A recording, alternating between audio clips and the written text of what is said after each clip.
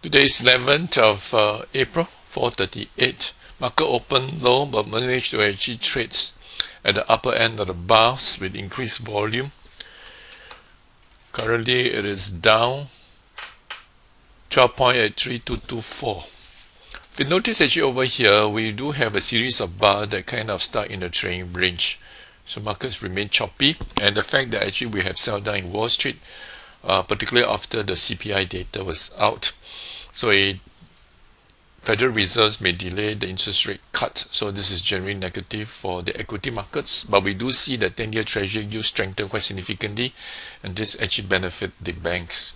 Well, whatever the case, this is an important resistance to watch at about 3260. Our support is at 3200. On our longer terms, you can see we are trading in a trading range with big swing. This is the chart of the S&P 500 on the weekly. Notice actually over here we have very nice run-ups and now experiencing pullback. 1326 are still diverging. This is indication of strength. The pullback is perfectly normal. Mentioned in the previous videos that actually market has been running for 5 consecutive months and it has no meaningful pullback. Usually we do expect a pullback after a break of a significant resistance, and this is what is happening right now. So anyway, the pullback is actually healthy. We take a look at Nasdaq. Again, very similar patterns. This perhaps slightly weaker in the sense that it actually broke this resistance and immediately we have a pullback. It'd be good if you can hold above this resistance level, which now provides some support. Again, if you take a look at the daily chart, this is what happened. So generally it's actually trading a small bar after this wide range reversal bar. So if you can hold above that support level, that will be generally positive. Take a look at the 10-year treasury yield. So if you notice, the yields have strengthened quite significantly. This is generally positive for the bank, but by and large it's negative for the equity markets because that will translate to higher business costs and corporate earnings will be affected.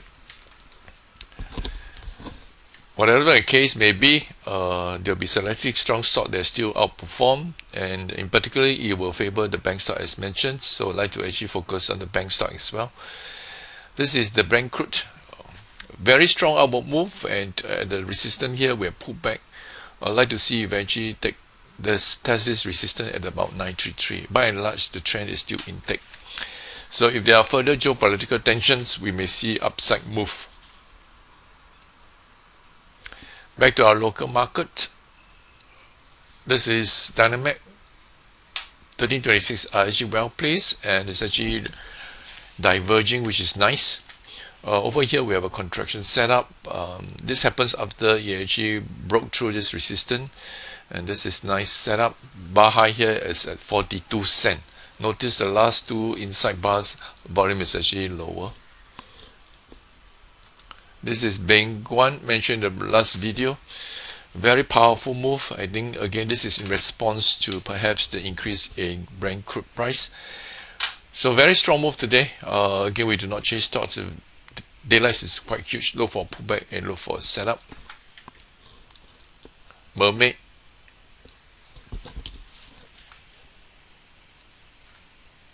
Here we have a small deeper setup. Notice the today pullback bar has low volume. Bar high here is 142.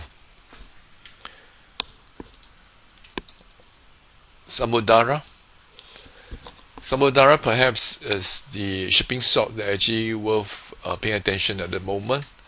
So here we have a very nice break followed by a pullback. This is a big dipper setup. It actually broke out today. Would like to see follow through and take out this resistance at 86 cents. If you take a look at Yangzijiang,